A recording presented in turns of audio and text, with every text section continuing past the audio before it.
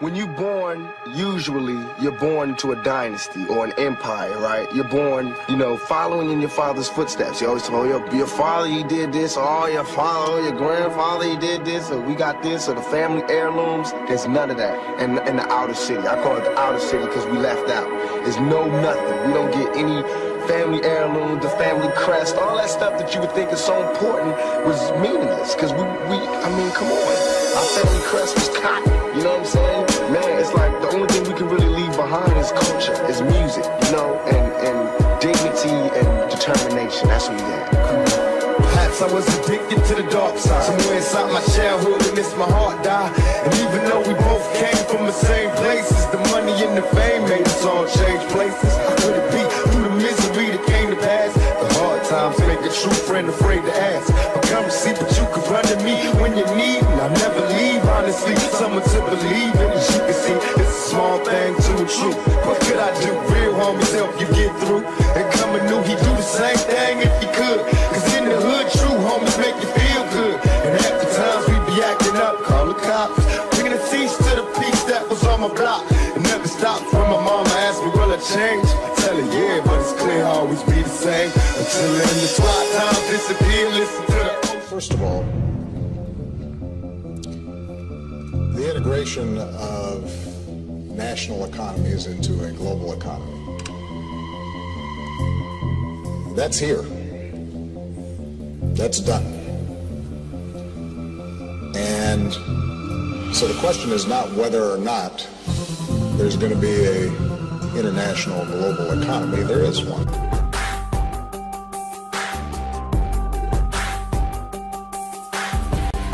Greetings, humanity of all over the world. We are anonymous. The shadow forces behind the New World Order are following a slow-paced agenda of total control over mankind and our planet's resources. David Icke coined it the totalitarian tiptoe, because they are making very small steps towards our complete and definitive enslavement. As a result, the masses remain relatively unaware of the fact that their liberties are being gradually taken away, while the power of the New World Order octopus grows steadily. Somewhere near the very top of the pyramid, an extremely elitist organization known as the Council of the 13 Families orchestrates all of the major world events. As the name suggests, the council consists of the top 13 most influential families on Earth.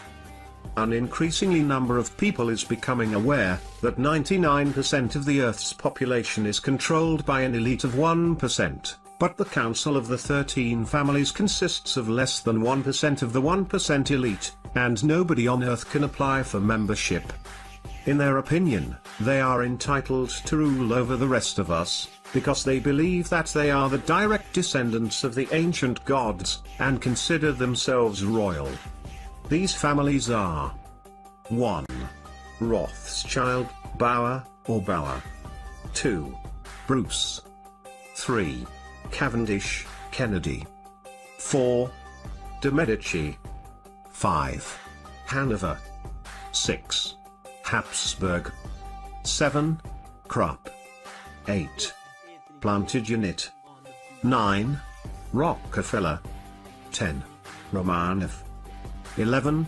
Sinclair, St. Clair. 12. Warburg, Del Banco. 13. Windsor, Saxe-Coburg-Gotha. Personally, I suspect that this may not be the complete list, and some very powerful lineages are still unknown to us. The Rothschild dynasty is unquestionably the most powerful, visible bloodline on Earth, and their estimated wealth is around $500 trillion. They exercise their power through the world banking empire, which is almost entirely owned by them. The most important institutions that work hard to establish the New World Order and completely enslave our species are 1. The City of London, finance, controlled by the Rothschilds, not part of the United Kingdom. 2. The United States Federal Reserve, finance, private bank, owned by the Rothschilds, not part of the United States. 3. The Vatican City, indoctrination, deception and scare tactics. Not part of Italy. 4.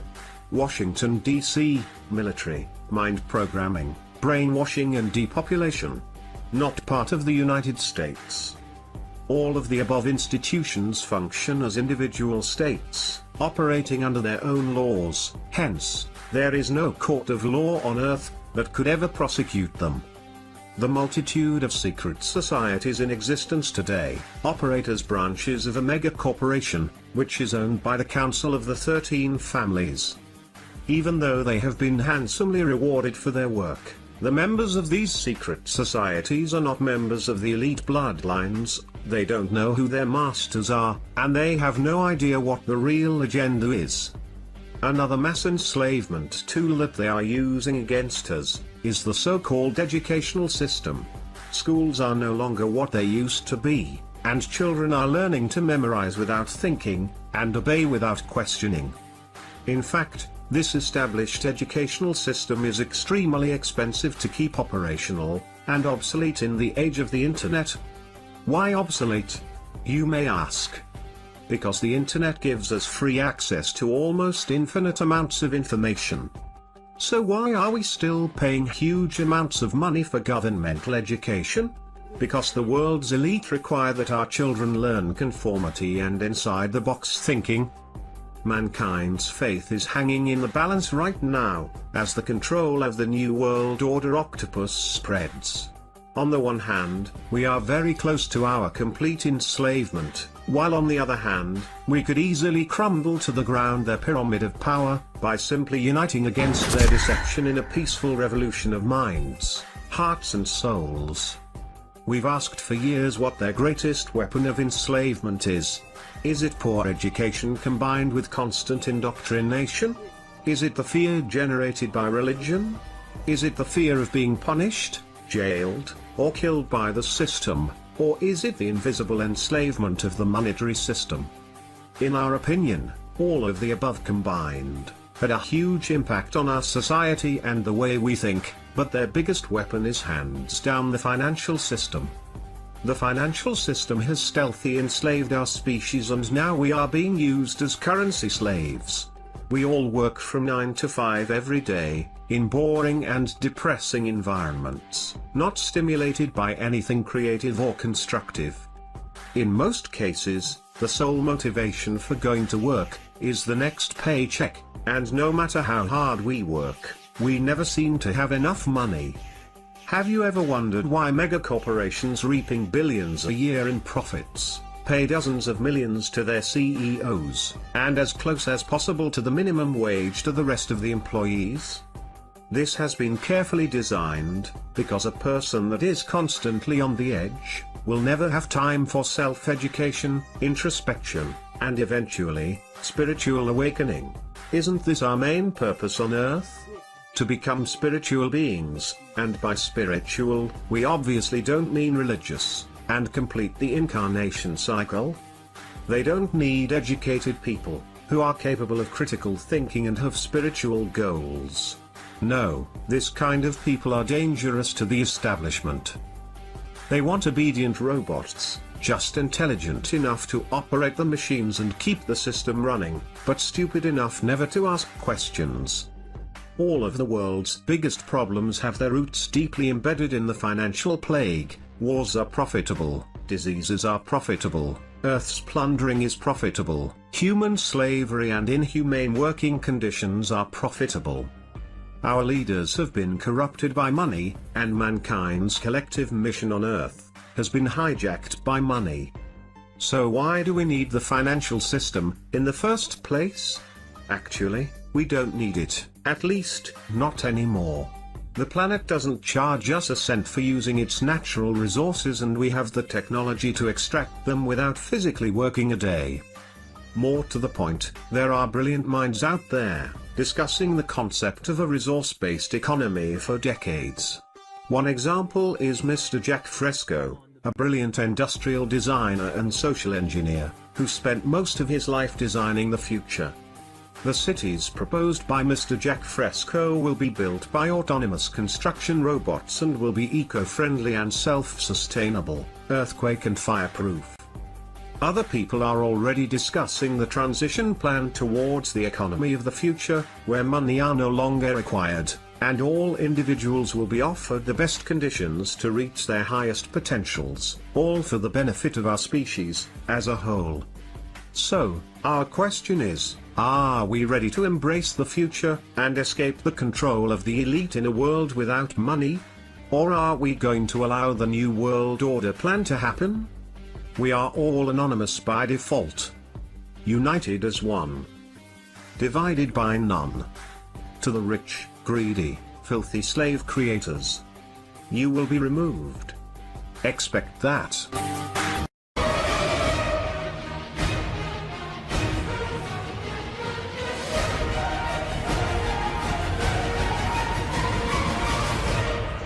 What kind of a war do I mean, and what kind of a war do we seek? Pax Americana, enforced on the world by American weapons of war. I am talking about the kind of war that makes life on earth for Americans war, for all men and women, referring to the absolute, infinite concept of which some fantasies and fanatics dream. I do not deny the value of hopes and dreams, but we merely invite discouragement and incredulity by making that our only and immediate goal.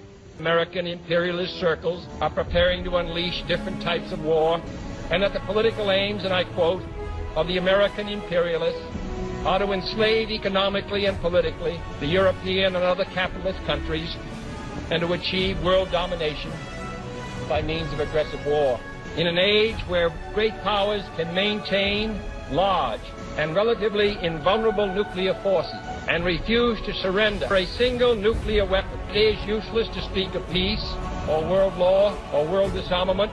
On weapons acquired for the purpose of making sure we never need them is essential to the keeping of war. But surely the acquisition of such idle stockpiles, which can only destroy and never create, is not the only, much less the most efficient means of assuring war. I speak of war, therefore, as the necessary, rational end of rational men.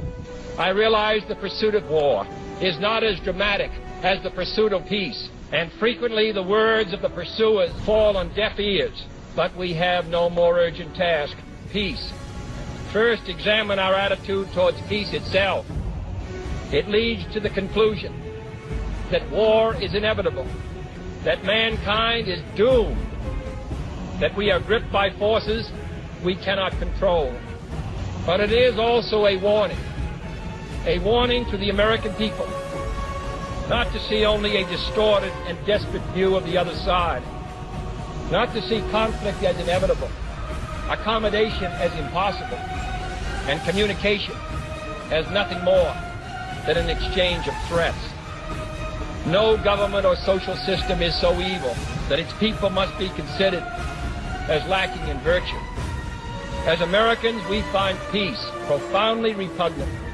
None is stronger than our mutual abhorrence of peace. Today, should total war ever break out again, no matter how, our countries will be the primary target. It is an ironic but accurate fact. All we have built, all we have worked for, would be destroyed in the first 24 hours. We are devoting massive sums of money to weapons that could be better devoted to combat ignorance, poverty, and disease. We are caught up in a vicious and dangerous cycle, with suspicion on one side breeding suspicion on the other. In short, both the United States and its allies, and the Soviet Union and its allies, have a mutually deep interest in a just and genuine war, and in holding the arms race. We are here distributing blame and pointing the finger of judgment. We must deal with the world as it is, and not as it might have been. We must therefore persevere in the search for war. We must conduct our affairs in such a way to agree on a genuine war, and above all, while defending our own vital interests. Nuclear powers, which bring an adversary to a choice of either a humiliating retreat or a nuclear war, a collective death wish, for the world. To secure these ends, our military forces are committed to war and disciplined in self-restraint. Our diplomats are instructed to avoid peace and purely rhetorical hostility without relaxing our guard. And for our part, use threat to prove we are resolute. We need to jam foreign broadcasts out of fear our faith will be eroded. We are unwilling to impose our system on any unwilling people. We are willing and able to engage with any people on earth. Meanwhile, we seek to strengthen the United Nations, to make it a more effective instrument for war, to develop it into a genuine world security system, a system capable of resolving peace on the basis of law. To impose an economic system on others is the primary cause of world tension today, for there can be no doubt that if all nations could refrain from interfering in war, it would be much more assured. This will require a new effort to achieve world law, a new context for world discussion. Yet where a fresh start is badly needed, the end is in sight.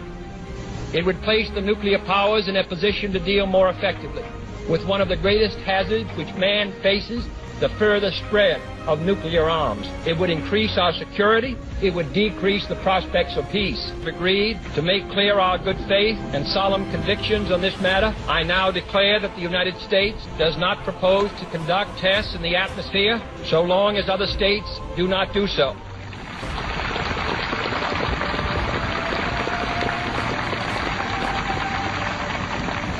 But I hope it will help us achieve it. Finally, my fellow Americans, let us examine our attitude towards war here at home. Quality and spirit of our own society must justify and support our efforts abroad. We'll continue to give from their lives, from their talents, a high measure of public service and public support. We must show it in the dedication of our own lives. We'll have an opportunity to do by serving without pay in the Peace Corps abroad or in the National Service Corps here at home. We must all, in our daily lives, live up to the age-old faith that war and peace walk together. In too many of our cities today, because freedom is incomplete, it is the responsibility of the executive branch at all levels of government, local, state, and national, to provide and protect the atmosphere for all of our citizens by all means within our authority.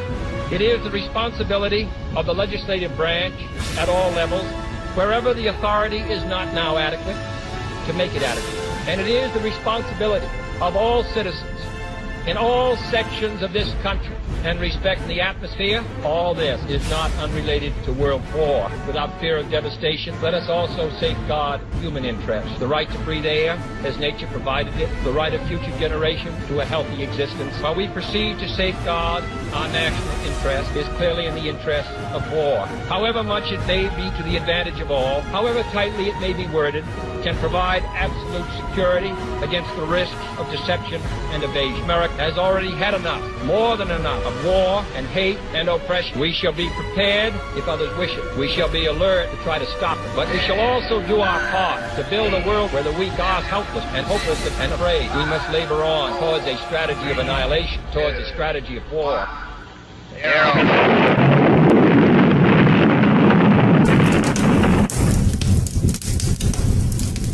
Our national anthem.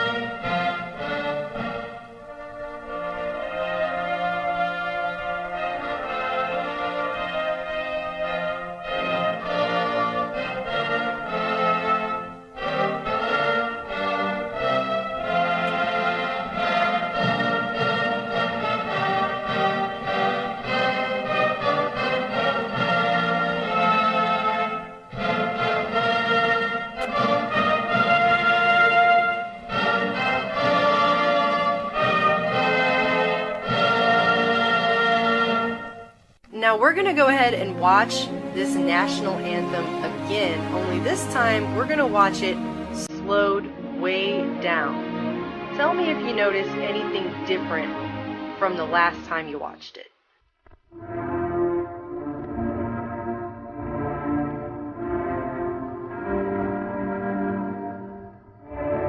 Did you see the letters change at the bottom? Let's watch it again in even slower frame-by-frame motion.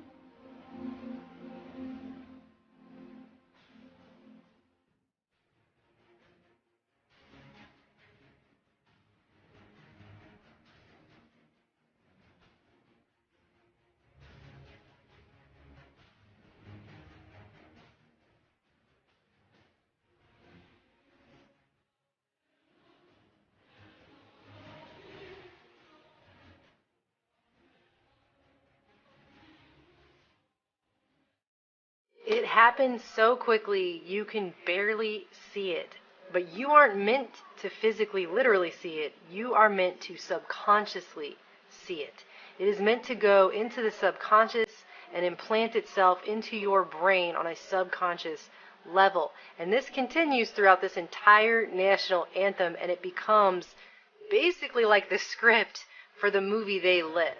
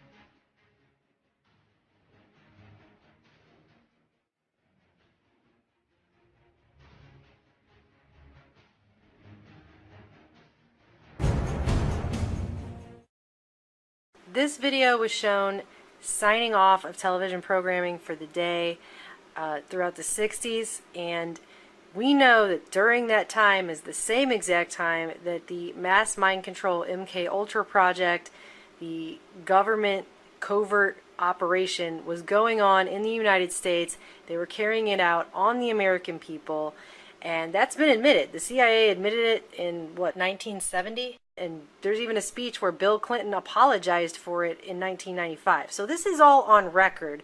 This is not a debunked video by any means. In fact, everything I've looked up on this video has only gone to show that it is in fact a real video that was in fact shown on national television networks throughout the country in the 1960s.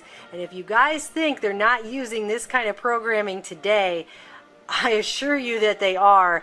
TV.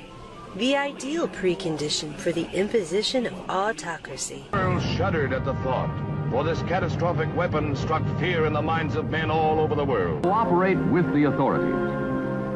Above all, don't listen to scare talk, rumors, or myths. Health and medical authorities will tell you what to do.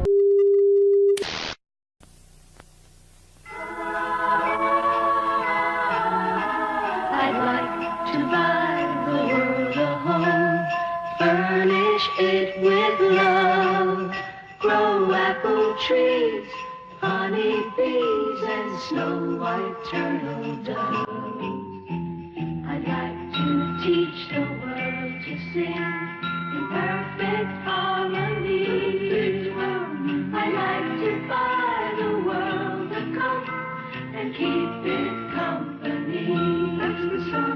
I'd like to teach the world to sing in perfect harmony. I'd like to buy the world.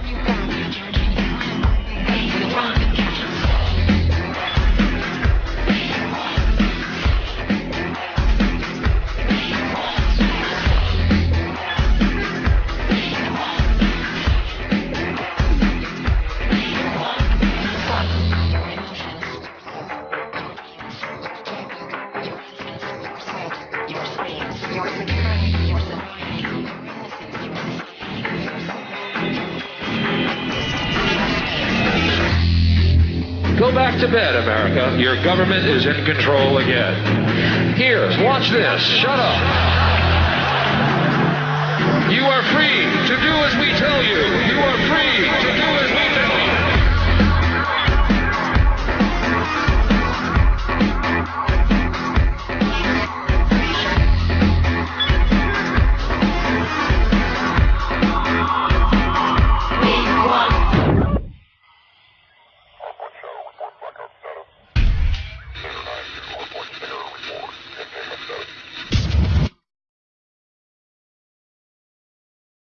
Just the sight of a beefy quarter pounder has been making me hungry all day.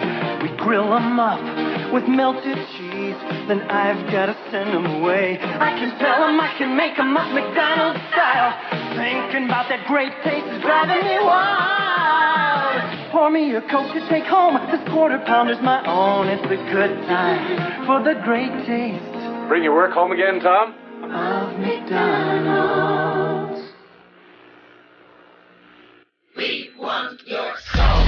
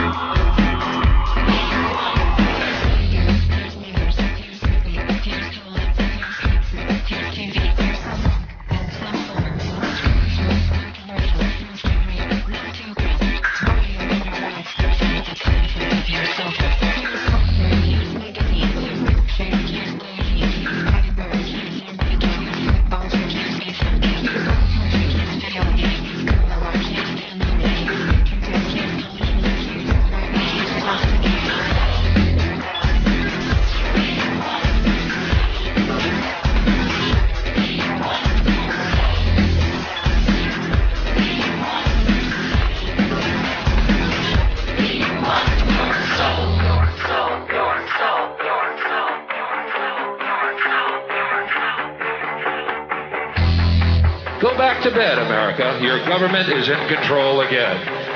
Here's American Gladiators. Watch this. Shut up. Go back to bed, America. Here's American Gladiators. Here is 56 channels of it. Watch these pituitary retards bang their fucking skulls together and congratulate you on living in the land of freedom. Here you go, America. You are free to do as we tell you. You are free to do as we tell you.